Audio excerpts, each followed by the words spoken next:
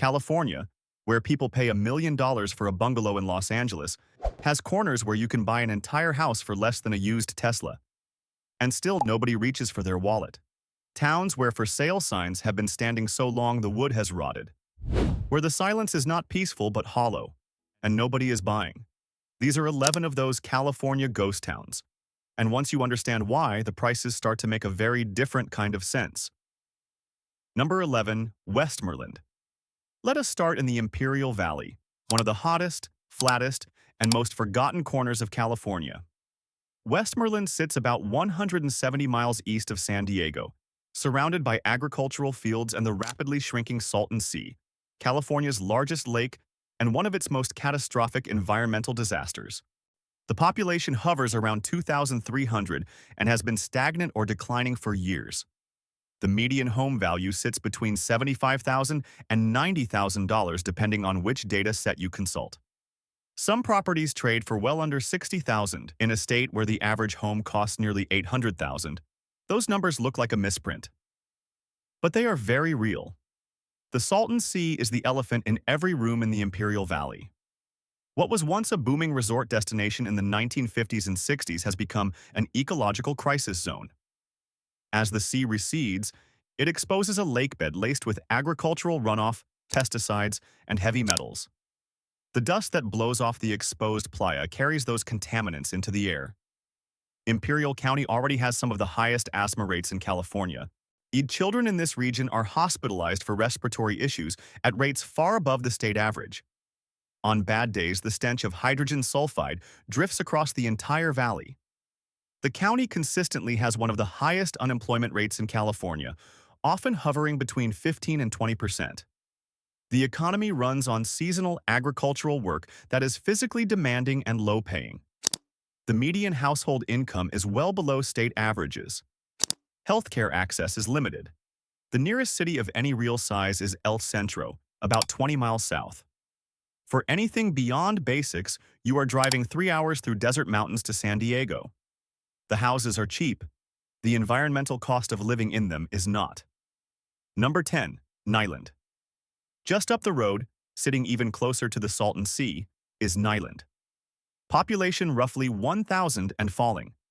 Niland is probably best known as the gateway to Slab City, the so-called last free place in America, an off-grid community of squatters, artists, and drifters living on the concrete slabs of an abandoned World War II military base just east of town.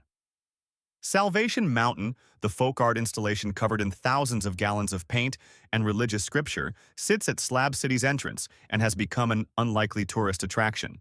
But Niland itself is struggling hard. The housing stock is old, much of it dating from the mid-20th century, and many structures are in poor condition with repairs deferred for decades. You can find homes listed for $20,000 to $50,000. Some have sold for even less. The market is so thin that median prices are almost meaningless. The same environmental issues plaguing Westmoreland hit Niland even harder because it sits closer to the receding shoreline.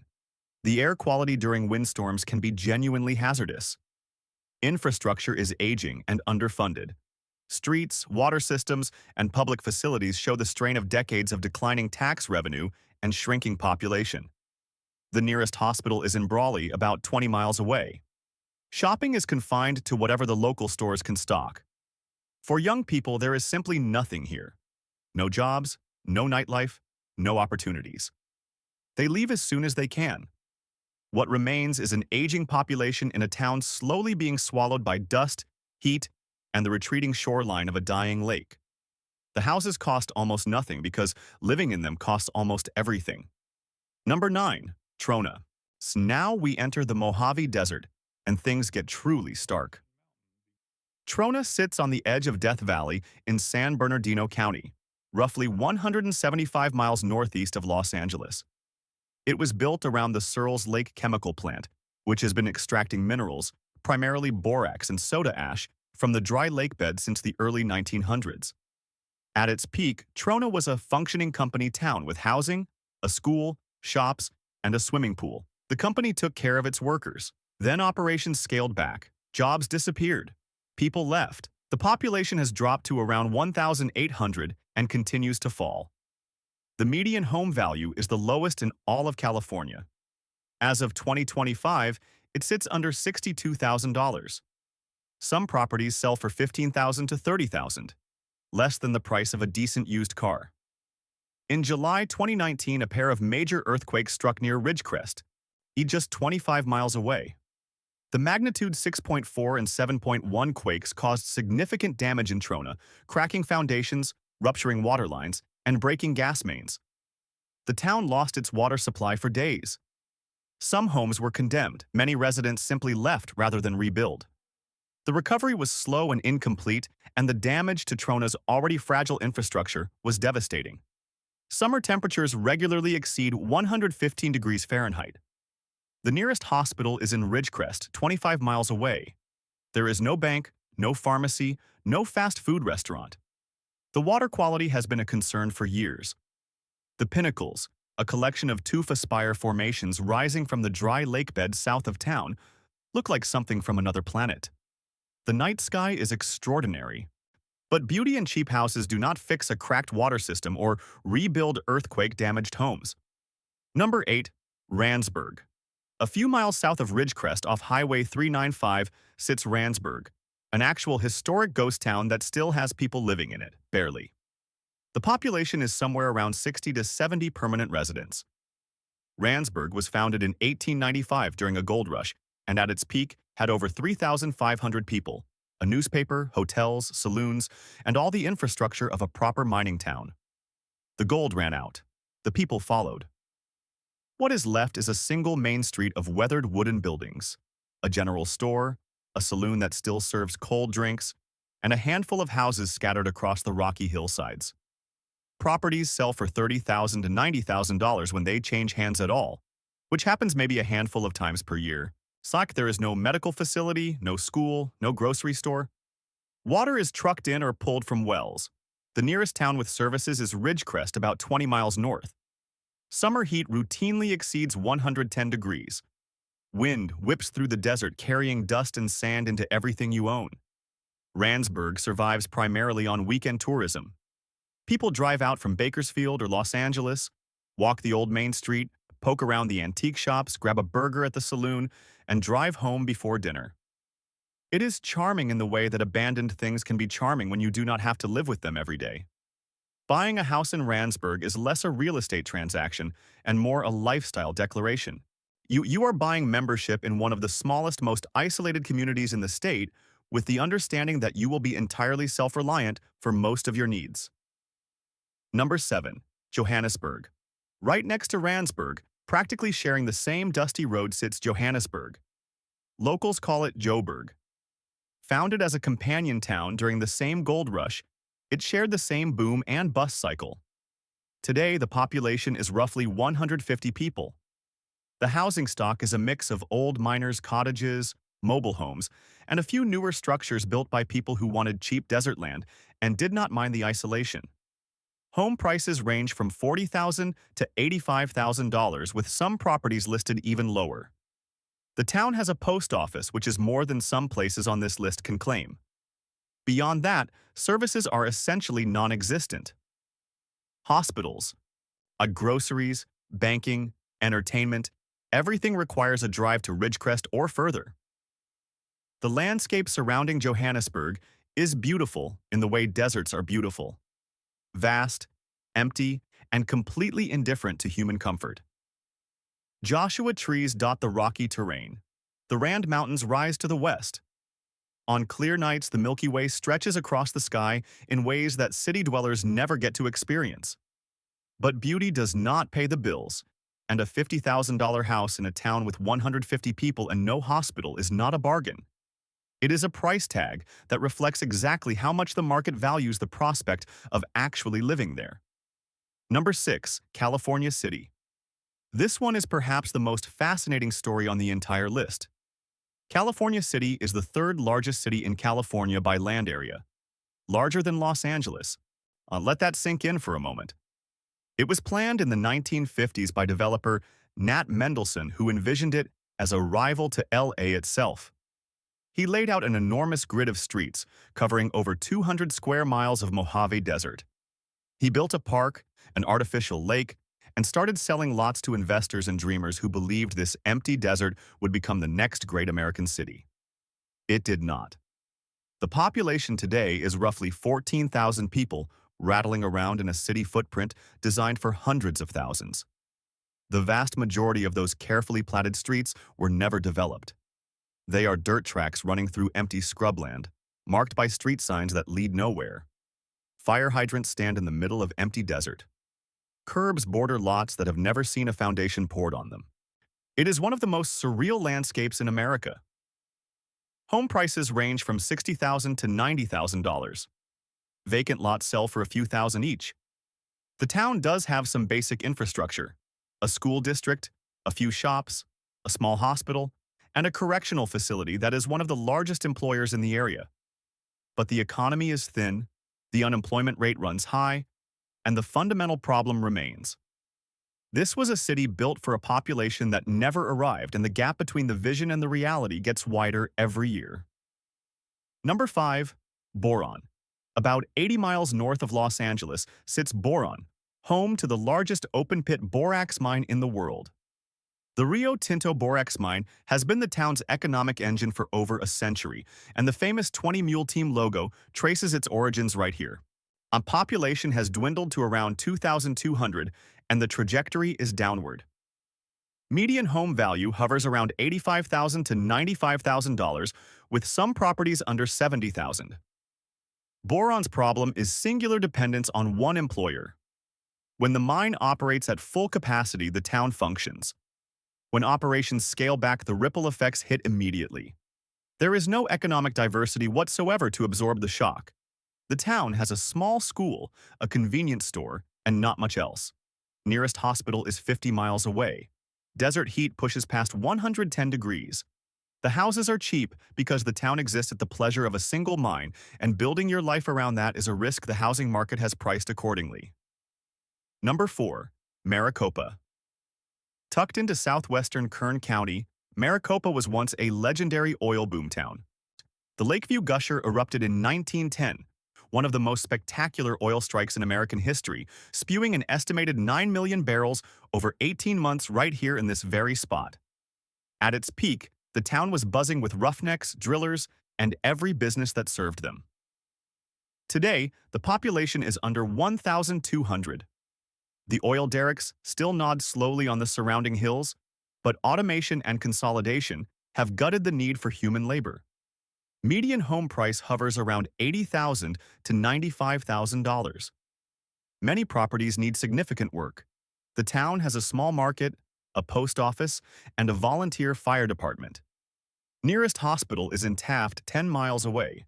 For anything serious, you're driving 45 miles to Bakersfield.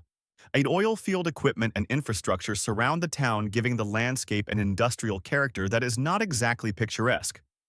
Air quality can be concerning given proximity to active petroleum extraction. Maricopa made its money from oil and is slowly losing its reason for existing as that industry contracts around it. Number 3. Tula Lake. Now let us head to the absolute northern edge of California, practically in Oregon. Tula Lake sits in Siskiyou County near the Tula Lake National Wildlife Refuge, about 30 miles south of the Oregon border. The landscape here is different from the desert towns.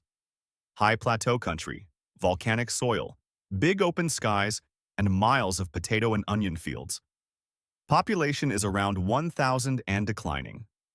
Median home value approximately $95,000, with some properties well under that. The economy is almost entirely agricultural and faces the same mechanization and consolidation challenges as everywhere else. Tula Lake also carries heavy historical weight. During World War II, the Tula Lake Segregation Center held over 18,000 Japanese Americans in one of the most restrictive internment camps in the country. The site is now a national monument and a powerful reminder of one of America's darkest chapters. Winters are genuinely cold, with heavy frost, ice, and occasional snow. Nearest city of any real size is Klamath Falls, Oregon, 35 miles north. For hospital care, you are crossing the state line. The agricultural landscape is beautiful in its way, but beauty alone has never sustained a property market. Number 2. Hinckley. If you have seen the movie Aaron Brockovich, you know this name. Pacific Gas and Electric contaminated the groundwater with hexavalent chromium, the carcinogenic chemical that became the center of one of the most famous environmental lawsuits in American history. Residents won a $333 million settlement in 1996. You would think that kind of money might have revitalized the town. It did the opposite. Many residents used the settlement to leave, and who could blame them? The contamination stigma never faded. Despite remediation efforts, the association between Hinckley and poisoned water became permanent in the public consciousness. Population has dwindled to a few hundred at most. Homes sell in the 60,000 to 90,000 range. Some listings sit for months with no interest. Who wants to buy a house in a town famous worldwide for toxic water? Beyond contamination, Hinckley faces every standard Mojave challenge. Extreme heat, no hospital, no employment base. Nearest services are in Barstow, 10 miles south, and Barstow itself is struggling. Hinckley is a cautionary tale about what happens when the thing that puts a town on the map is the same thing that drives everyone away. The houses are cheap. The history is expensive. Number 1. Keeler. Keeler sits on the eastern shore of the Owens Lake bed in Inyo County, about 200 miles north of Los Angeles. Population fewer than 50 people. 50. In the entire town. Keeler's story is one of the most dramatic examples of environmental destruction, creating a ghost town in all of California. Owens Lake was once a vast navigable body of water. Steamships crossed it in the 1870s. Or then, in 1913, Los Angeles, under the direction of William Mulholland, began diverting the Owens River through the Los Angeles Aqueduct to feed the growing metropolis 200 miles to the south. By the 1920s, Owens Lake was dry. The exposed lakebed, roughly 110 square miles of alkali dust laced with arsenic, cadmium, and nickel, became the single largest source of particulate matter pollution in the entire United States. On windy days, dust storms reduce visibility to near zero and send PM10 concentrations soaring to levels among the worst measured anywhere in the country. For decades, residents breathed this toxic dust, while Los Angeles showed little interest in the consequences.